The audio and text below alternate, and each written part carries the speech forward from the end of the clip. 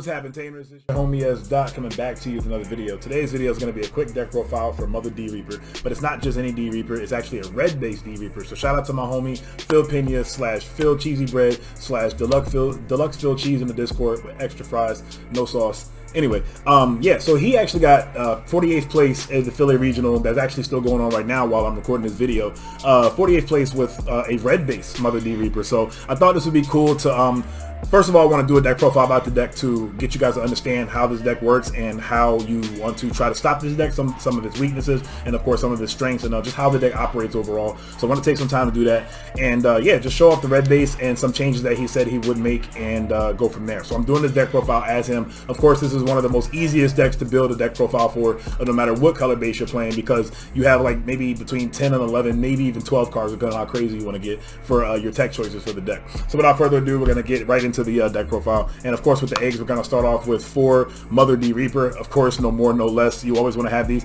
You may get to the second one, and the only reason why you would get to the second one, and you probably honestly lose by then, is because you have decks like Gallimon or even Jessmon out there in the format that can use excuse me, and of course Black War Gray that can use Judgment of the Blade, or obviously Metal Gray and Black War to attack over your Mother D Reaper, and then you'll have to raise another one the following turn to hopefully try to get your win condition. So.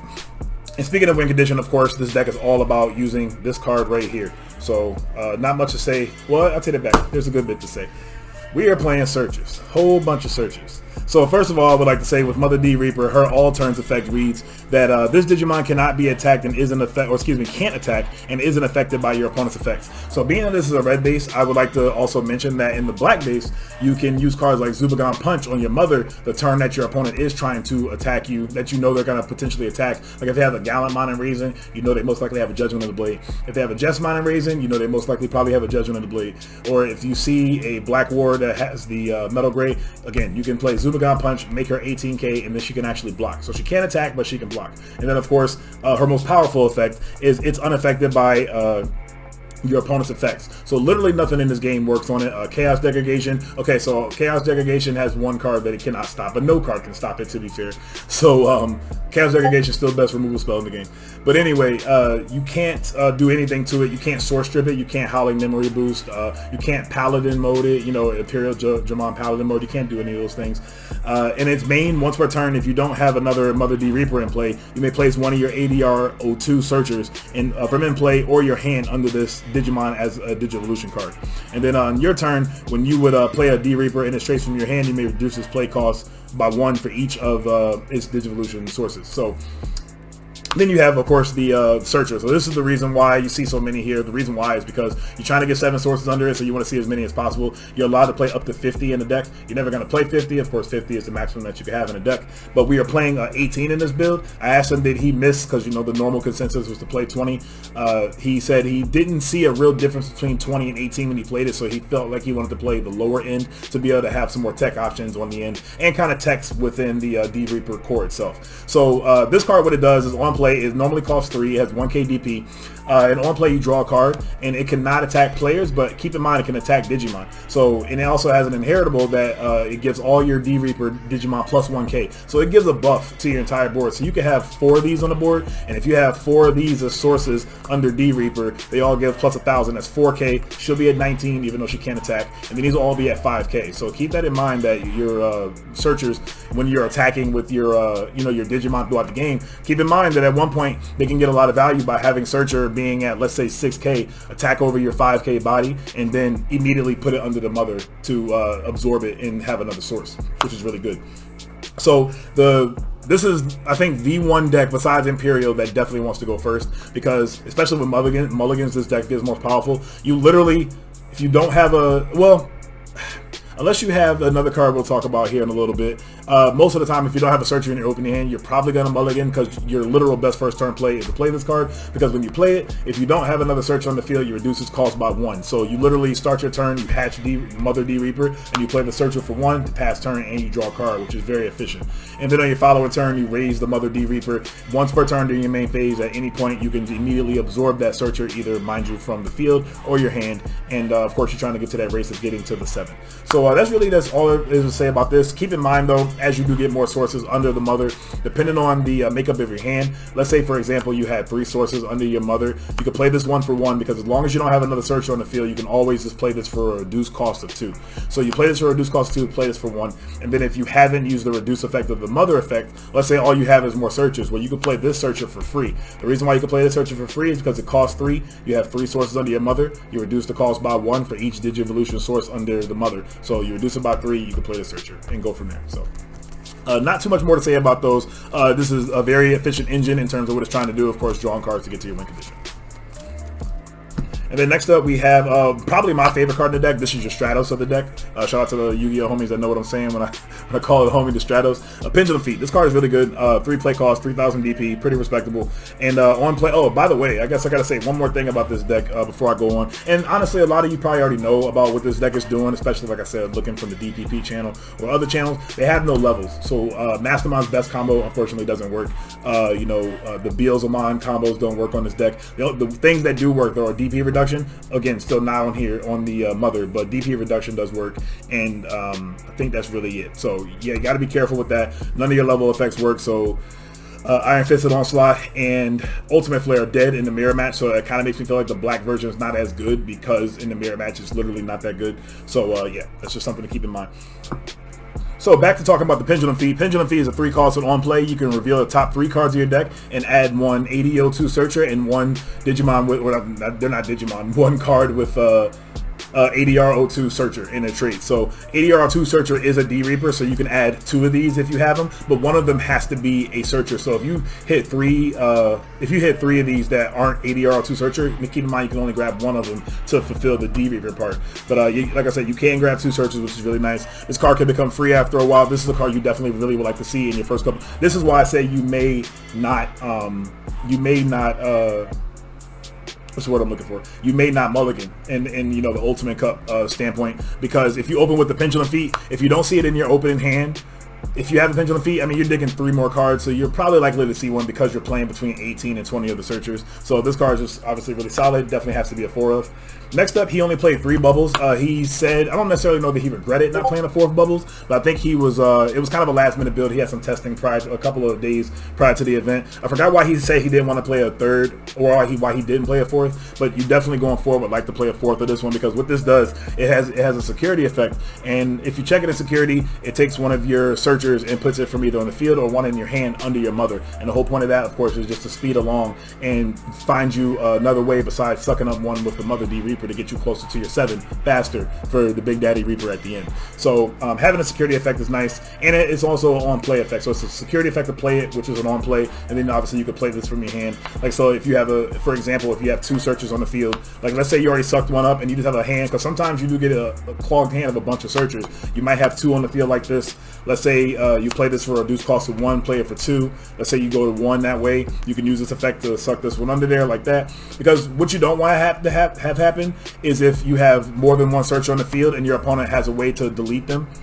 Now, it's actually kind of okay, but then it's not okay. It's not okay because if they get rid of these and you don't have more searchers to put under your mother, then obviously that's going to be you're going to have a slower time of, you know, putting on the clock on your opponent, the pressure on your opponent to get to the 7. But at the same time, it actually could be okay depending on the makeup of your hand, because the more searchers that you have in your trash, that's actually more fuel for the Reaper in the end. We'll talk about that towards the end. So next up, like I said, he said he only played 3, but he definitely going back, he would like to play 4 of these, and I think this is always a 4 of. It's one of the better cards in the deck that you need to have as a 4 of. Next up, he's playing 4 Jerry. Jerry is one of the cards where I think you can actually cut this to 3 and then play a 4th Bubbles personally, because I play 3 in my build currently. But Jerry's really good though either way, because what it does is on play, it has one of these unique effects where you can tap it, you can suspend it rather, to look at the top 5 cards of your deck and take 1 searcher from among those and put it under your Reaper. Yet this is another card along with the Bubbles that allows you to speed along and get to that 7 faster with the Mother D Reaper. It has a respectable 5k attack.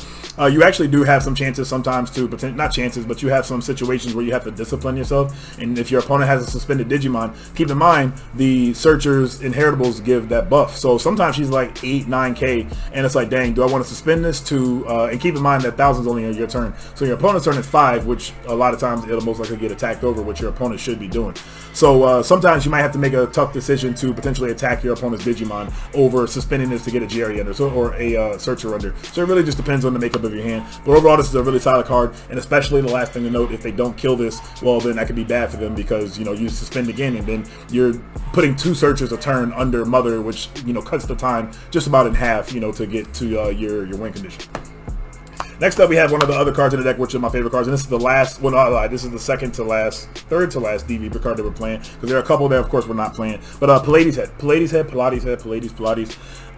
This card is really good. It's a 6 cost. It has 3k attack, but its effect is you can suspend, if I have a Mother D-Reaper in play, which of course you should, you can suspend this Digimon to delete one of your opponent's Digimon to have a DP equal to or less than this guy's Digimon, or this guy's Digimon, this card. I don't even know what to call them, because they're not Digimon. Comment down below and let me know what I should call them. The Reapers, the D-Reaper guys. So let's say, for example, you get towards the end game, because sometimes you might not be able to drop Reaper like as soon as you get it. But let's say, for example, and this obviously happens easily, no problem. You have 2, 4, 6 searches under here. You can first of all play this for free, because it costs 6 and you reduce the cost by 6 if you're doing the once per turn reduce effect. And then you can literally suspend this to delete a 9k or less, because you get 6,000 DP boost here, and then you literally suspend this. This card is what's going to be really good to get rid of cards like Psychmon. And I think besides Psychmon, the only other deck that has their can't reduce play cost is the black deck, excuse me, black in general. I forgot what its name is, but I think that's the only other color that has theirs right now. So this card is a 3 of right now. It's a really solid card. There's also another card in here once we get to the red part of the deck that easily takes care of Psychmon as well. But I have a Mastermon Digigauntlet coming up actually very soon that I want you guys to check out. And you can see that Psychmon was literally holding me down and slowing him down naturally, and to allow me to try to get to my pieces, and of course, you know, beat him before he gets to his win condition. But this card is a very solid 3 of. I probably don't need 4 because of the cards we'll be showing towards the end. And then we probably have the most annoying card before you get to the most annoying card. One of the most annoying cards before you get to the most annoying card in ADR09 Gatekeeper. So Gatekeeper is insane here. It has a security effect akin to Zork Defeat, where it doesn't battle when you play it, but you do play it. It's on play as you recover one. And then if you have Mother D-Reaper on the field with 6 or more Digivolution sources, all your opponent's Digimon gain security attack -1. So first deck that comes to mind is one of the top decks in the format in Imperial Digimon. Imperial Digimon Dragon Mode, or the Imperial Digimon deck as a whole, has no security attack +1. If you're playing Armor probably has a good matchup versus this.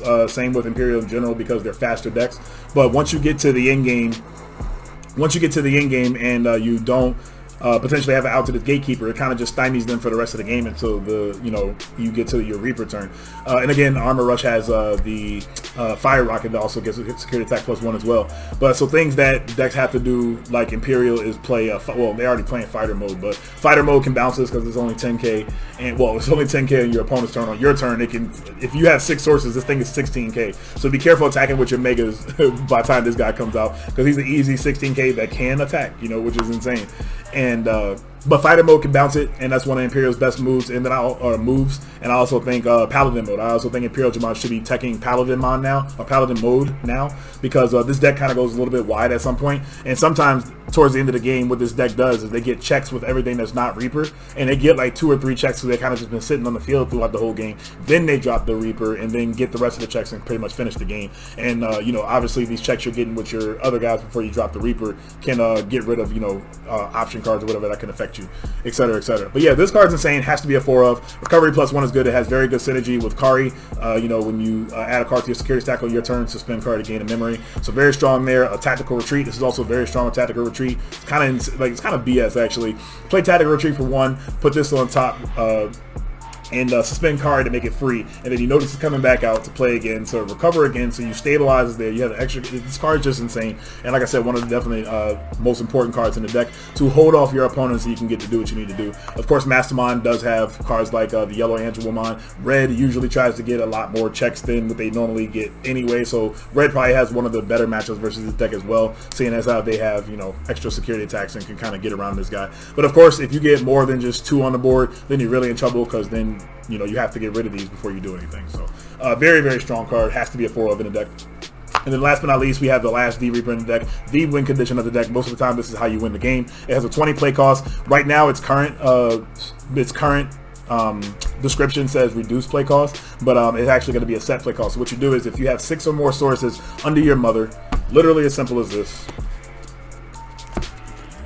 1, 2, 3, 4, 5, 6, 7. You have 7 sources under your mother. You literally take the 7 sources from under your mother, just like this. You put them to the trash. You play out the Reaper.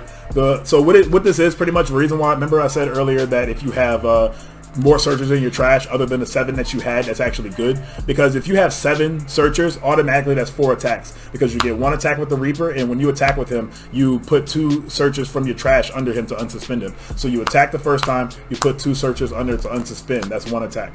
You attack, let's just assume I had 7 in trash. You attack the second time, you put 2 searchers under him, unsuspend. That's 2 attacks. You attack for the third attack, you put 2 searchers under him, unsuspend. That's 3 attacks. And then you attack the 4th time, and then of course, if you don't have 2 more searchers, you won't unsuspend again. But throughout the game, if your opponent deleted like at least even 1 more searcher, well, you had 7 searchers to put under the Reaper, or excuse me, to put under the Reaper from the Mother D Reaper. But if you have an 8th one, that'll give you another attack. So you would unsuspend again and attack again, and that'd be 5 attacks. So you literally take out all your opponent's security at that point. So if your opponent's not playing a deck that recovers, and for example, like I was saying throughout the game, they have Pendulum Beats that were just sitting there. They have a Gatekeeper that's been sitting there locking you out the turn prior to them beating you, and they go attack with Gatekeeper. Let's say it's not on the field yet. They go attack with Gatekeeper, attack with Pendulum.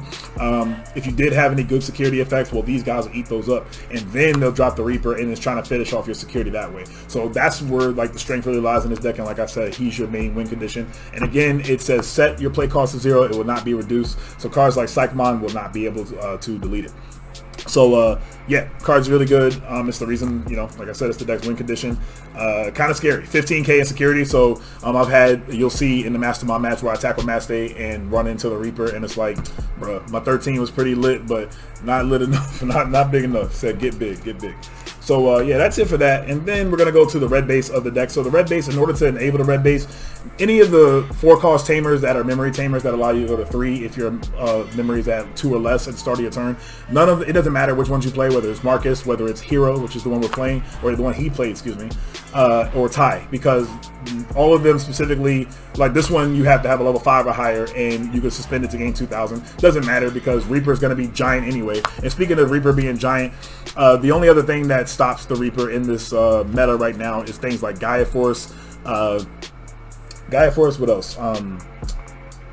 Chaos Degradation, and Mastermind. Like if you're playing Mastermind, and throughout the game you see you have a Chaos Degradation, the only thing you can pray for is that the Chaos Degradation is sooner than, like, earlier in your security than later, because this will automatically just get rid of the Reaper. And then honestly, they probably should just lose the game, because depending on where you hit it at, they're not going to probably be able to finish you off with the rest of their attacks. So that's something to think about. But this is literally just here to proc your red cards, and then also to set you at 3, which 3 is a lot. 3 is a lot to give this deck, because as Mother gets more ADR searchers under your Mother, your cards are going to be a reduced cost anyway. So as you, like, you know, efficiently play throughout the game, 3 memory is actually a lot to give this deck.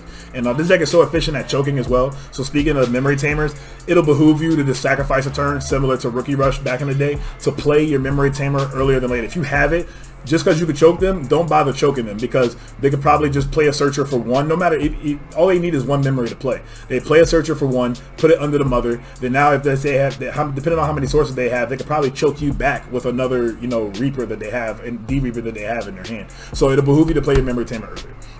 And anyway, he's playing one of the most annoying cards in the game, one of the best cards in the game right now, I think, removal spell wise anyway, is Crimson Blaze. So this is the card that just it kind of really helps in the mirror. In the mirror, most of the Digimon are 6k or less on your turn. You know, they only get the buff, like I said, from the searchers on their own turn. So this card just blasts so many things. It gets rid of Psychmons, etc. The Mastermind can't even try to do like a jog rest. They can jog rest, but they can't play out a Digimon with Mastermind on the following turn. And of course, the cost gets reduced the more Digimon your opponent has on the field. So he played 4 of those, and then he played 2 Fireballs. So Fireball is a card that you delete one of your opponent's Digimon with 3k or less DP, and if you didn't, draw 2. So it's a nice pot of greed, but ultimately he used it for Psychomon. Now this is an extra card he was really prepared for cards like Psychomon and other, I guess Gazi doesn't do anything versus this deck. But just getting rid of the little bodies from your opponent was always definitely good. I think he said he didn't need this because he forgot.